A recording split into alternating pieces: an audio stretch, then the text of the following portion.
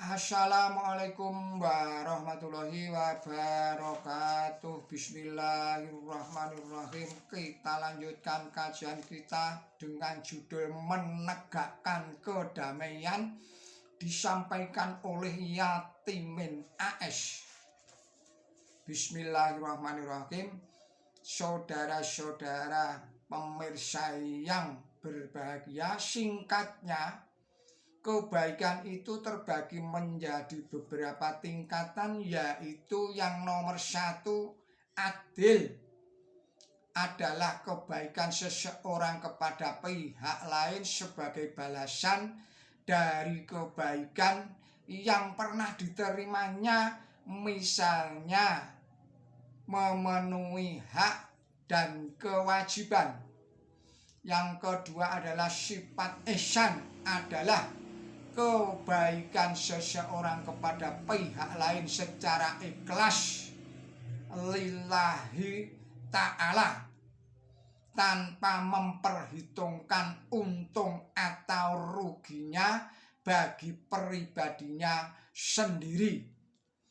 Yang ketiga adalah ita'idil kurba, adalah kebiasaan seseorang saya ulangi lagi, yang sifat yang ketiga ita'idil kurba adalah kebaikan seseorang kepada pihak lain secara ikhlas lillahi ta'ala, yang dilakukan secara spontan tanpa merasa berat sedikit pun. Lagi pula kebaikan kepada pihak lain itu dijalankan seperti kebaikan terhadap keluarganya sendiri, kebaikan naluriah. Seterusnya, keburukan pun dapat diklasifikasikan menjadi beberapa tingkatan. Yang pertama yaitu fasya, adalah perbuatan buruk yang hanya merugikan dirinya sendiri, sesuatu yang tidak selaras dengan kebenaran. Yang kedua adalah munkar.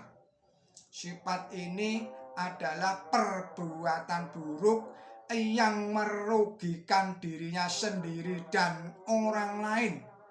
Yang ketiga adalah sifat baghi, adalah perbuatan buruk, perbuatan sewenang-wenang dan melanggar batas yang merugikan orang banyak, bisa berupa bangsa atau negara.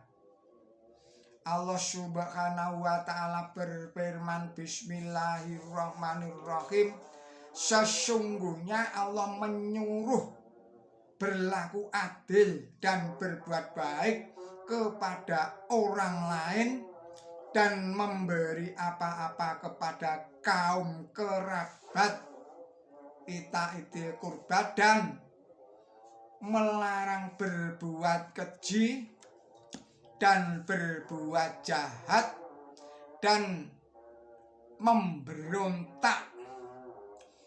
Ia memberi nasihat kepada kamu agar kamu ingat. Quran Suci An-Nahl surat 16 ayat 90. Yang keempat, sifat menjunjung tinggi agama melebihi dunia. Membahas masalah agama tidak dapat terlepas dari pembahasan masalah Allah Ta'ala dan hari akhir.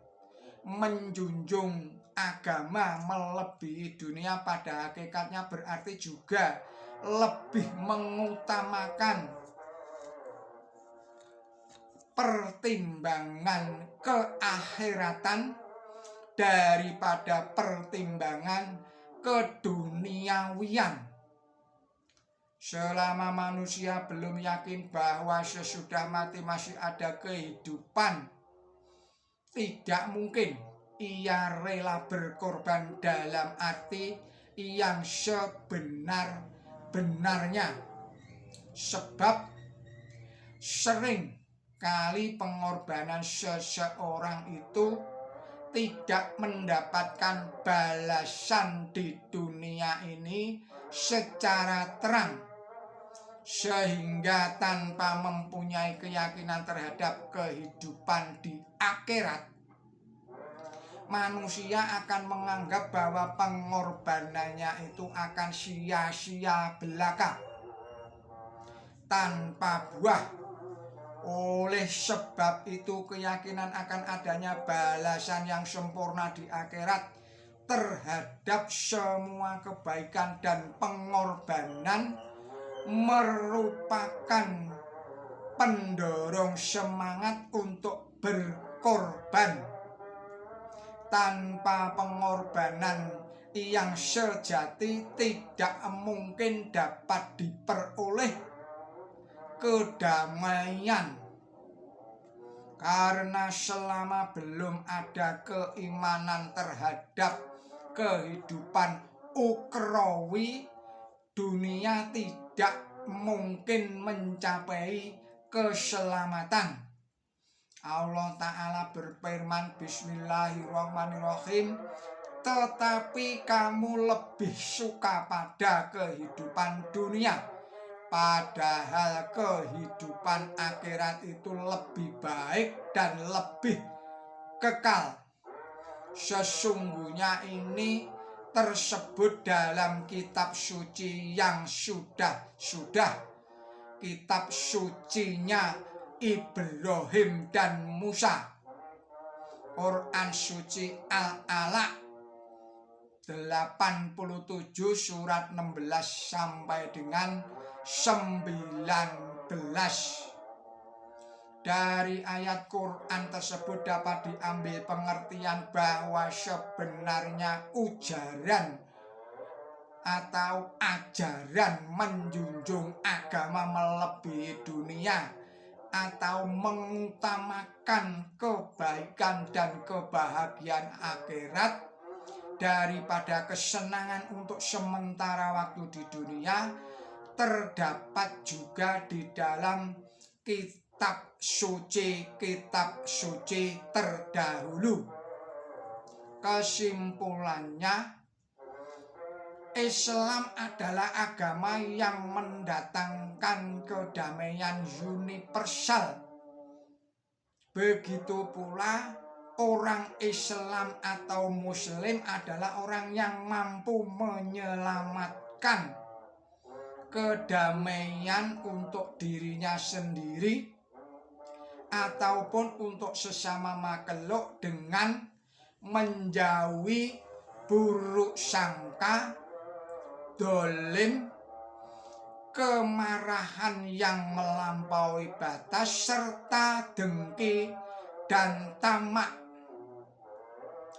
Lagi pula dengan menjalankan berbaik sangka, berpengampunan atau murah hati, ihsan, dan menjunjung agama melebihi dunia, yaitu beriman kepada hari akhir. Demikian paparan dari Yatimin AS yang berjudul Menegakkan Kedamaian. Billahi taufik wal hidayah. Wassalamualaikum warahmatullahi wabarakatuh.